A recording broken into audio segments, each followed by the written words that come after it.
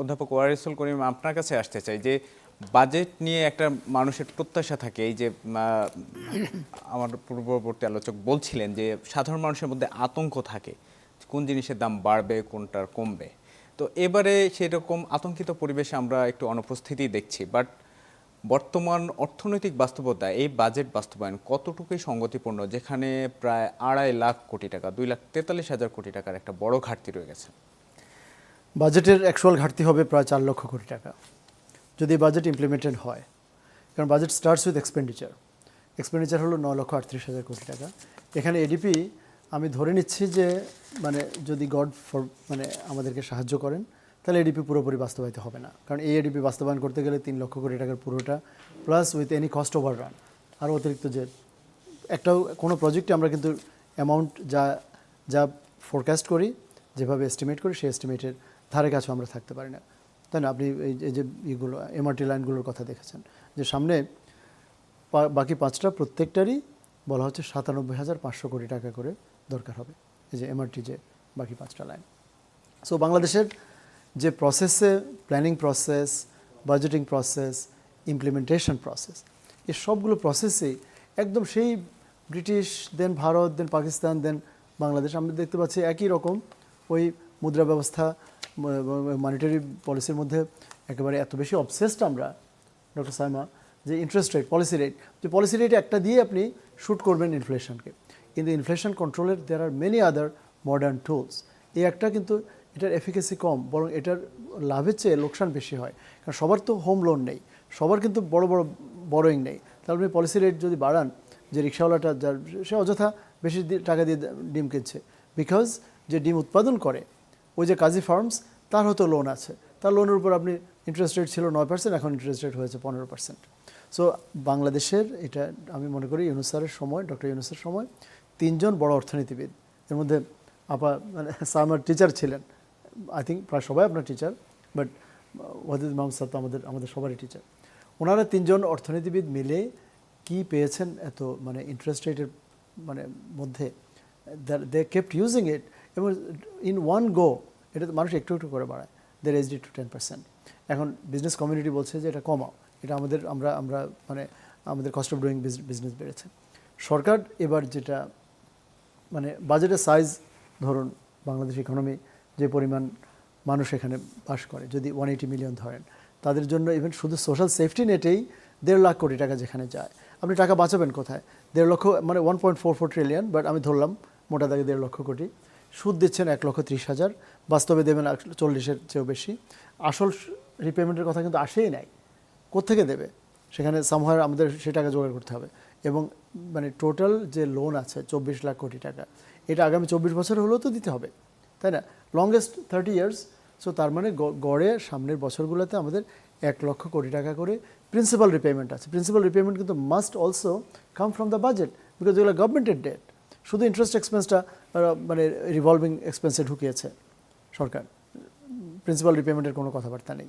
আচ্ছা, তারপর আপনি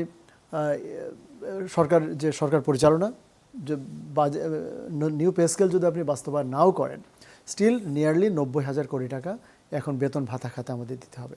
তো এটা তো রেগুলার একটা ইনক্রিমেন্ট আছে, আমি যদি প্রমোশন নাও পাই 7-8% বেতন বাড়ে। সো আমি দেখতে পাচ্ছি তাহলে 1,40,50 প্লাস 1,20,30 প্লাস এখানে আরও 1 লক্ষ। এরপর আপনার স্বাস্থ্যে কমপক্ষে হলো 60-70 হাজার কোটি, কৃষিতে 60-70 হাজার কোটি টাকা দরকার, এডুকেশনে আরও। সো কৃষি, শিক্ষা, স্বাস্থ্য তিনটাতে আপনি ধরুন 3-7-21,000, মানে 2,10,000। সো ইজিলি 8 লক্ষ 9 লক্ষ কোটি টাকা খরচ কিন্তু করার কথা। প্রবলেম আমার সেটা হলো আপনি ফিনান্সিং কীভাবে করছেন। আপনি ট্যাক্স যদি বাড়ান, তাহলে আপনি আবার you are shooting the very growth that you try to stimulate. বুঝতে পেরেছেন? আপনি যাতে বড় হতে পারেন, সেজন্য আপনার মানে মিনিমাম 18 বছর 19 বছর মোটামুটি আপনার মা হিসেবে যত্ন নিয়েছেন। এখন ওই সময় যদি আপনার উপর কাজের বোঝা, ফুল টাইম চাকরি, ঘরের চোর্স, এগুলো যদি ওই সময় চাপিয়ে দেওয়া হতো, আপনি এখন কিন্তু একা একা অনেক 3 জনের কাজও করতে পারবেন। You are not grown up, you have a job, you have মানে ডেভেলপড ইউর ইকোনমিকে ওই টাইমটা দেওয়া হচ্ছে না। যদিও ইটস এ 54-year-old ইকোনমি, কিন্তু ইকোনমিতে গ্রোয়িং, তাই না? আমরা 700-800 কোটি টাকার বাজেটের থেকে এখন 7-8 লক্ষ কোটি টাকার বাজেট এসছে। কিন্তু খেয়াল করুন। বাজেটের আকার তো বাড়বে সময়ের সাথে সাথে, হ্যাঁ, কিন্তু আবার আকার- এটা কিভাবে যে স্বাধীনতার আমরা 54 বছর পার করেছি, আমাদের যদি সমসাময়িক দেশগুলোর দিকে তাকাই, সিঙ্গাপুর, ভিয়েতনাম, মালয়েশিয়া, তারা তো একই সময়ে অনেক উন্নয়ন। হ্যাঁ, তাদের দেশে কয়েকটা ইউনিক ব্যাপার ছিল, আমাদের মতো গভর্নেন্স এত মারাত্মক রকমের ফেলিওর ছিল না। আমাদের তো একটা ডিসফাংশনাল গভর্নমেন্ট ছিল, এখনও এনবিআর, দুদক, ইভেন অনেক ক্ষেত্রে ল এনফোর্সমেন্ট, সেন্ট্রাল ব্যাংক আপনি কি দেখতে পাচ্ছেন এখন? আমি ডক্টর ইউনূসের পিরিয়ডটা ছাড়া এর আগে গভর্নরও ছিলেন, ডেপুটি গভর্নর ছিলেন, ব্যাংকিং ছিলেন, কিন্তু কিছুদিন আগে আপনি সিটির এমডি এই যে মাসরুর আরিফিন বলেছেন না যে আমাদের দুইটা সেন্ট্রাল ব্যাংক, আমরা মিনিস্ট্রিতে গিয়ে একটা এটা ইদার ওই যে অর্থ বিভাগ ওর সেন্ট্রাল ব্যাংক, ওর প্রাইম মিনিস্টারের আবার ওই যে প্রাইভেট সেক্টর একজন অ্যাডভাইজার ছিলেন। উনি গেলে আব্দুর রউফ চৌধুরী, ওনার নাম আব্দুর রউফ চৌধুরী ছিল বোধহয়, আব্দুর রউফ চৌধুরী কাজুমাজু শুরু করেন। উনি বলেন যে আমার এখানে আমি শহর বানাবো, এখানে 15,000 কোটি টাকা দাও। আইএফএসি ব্যাংক বলছে আইএফএসি বন্ড ছাড়ো। এই যে একটা চক্র বাংলাদেশের অর্থনীতিটাকে কন্ট্রোল করতো, সাথে এনার্জিতে তো এনার্জি আর এনার্জি থাকে নাই, এনার্জি হ্যাজ বিকাম এনার্কি, অরাজকতা ছিল, তাই এখনও আছে। এবং আমরা টেনে যেতে হচ্ছে ডক্টর ইউনূসের সময় শুধু আদানিকেই আউটস্ট্যান্ডিং ডিউজ পে করা হয়েছে $80 মিলিয়ন। আমরা যদি আলোচনা একটু স্পেসিফিক এখন করি, স্পেসিফিক আসুন, সাইজ বড়, এক্সপেন্ডিচার দিকে অসুবিধা নেই, ট্যাক্সটা বেশি। কেন বেশি? ওই যে 2,000-2,500 টাকা যে পার্সেল ট্যাক্স, যে আপনার দোকানের উনি ধরেই নিচ্ছেন যে আপনি প্রফিটেবল বিজনেস। তাহলে সাইমা কেন এই যে মিনিমাম ট্যাক্সেবল ইনকাম থ্রেশহোল্ড কেন 3,75,000 আর 4 লক্ষ যাই হোক না কেন? এর অর্থ হচ্ছে যে সবার আয় নেই, তাহলে ওই দোকানদারের আয় কোথায়? আপনি অ্যাক্রস দ্য বোর্ড, আমি জানি যে এর মধ্যে 90%কে ওনারা আওতার মধ্যে আনতে পারবেন না, গডস ব্লেসিং, কিন্তু যদি আপনি থিওরিটিক্যালি অনেস্ট হন, if you really mean what you say and say what you mean, তাহলে আপনি সবগুলো বিজনেসকে এর আওতায় আনার কথা। ওই যে ভ্যানে করে যে সবজি বিক্রি করে, সে থেকে শুরু করে যে আবার বুট পালিশ, জুতা পালিশ করে, এদের পক্ষে 2,500 টাকা কি দেওয়া সম্ভব? আর কেন দিবে? সে যে এমপ্লয়েড, কাইন্ডলি এটা দেখুন। কিন্তু সরকার তো রাজনৈতিকভাবে বাজেট ঘোষণা করে প্রতি বছর।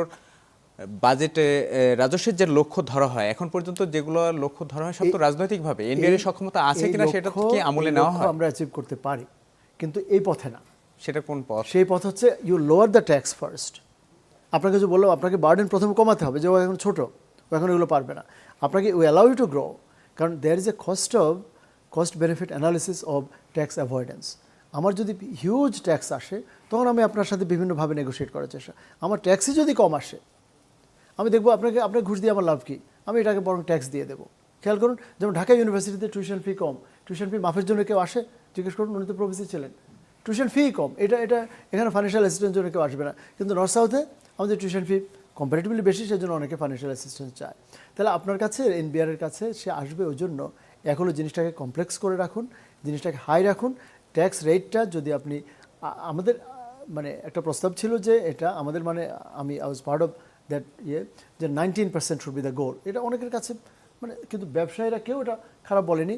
যতগুলো চেম্বারের সাথে কথা বলেছি, ইভেন এনবিআর এর মেম্বাররা বলেছে যে আপনি যদি এটা 19 না, ইভেন 25-এও যদি নামিয়ে আনতে পারেন, তাহলে অনেকে আরও বেশি ট্যাক্স দিতে চাবে, কারণ তার বার্ডেনটা কম হবে।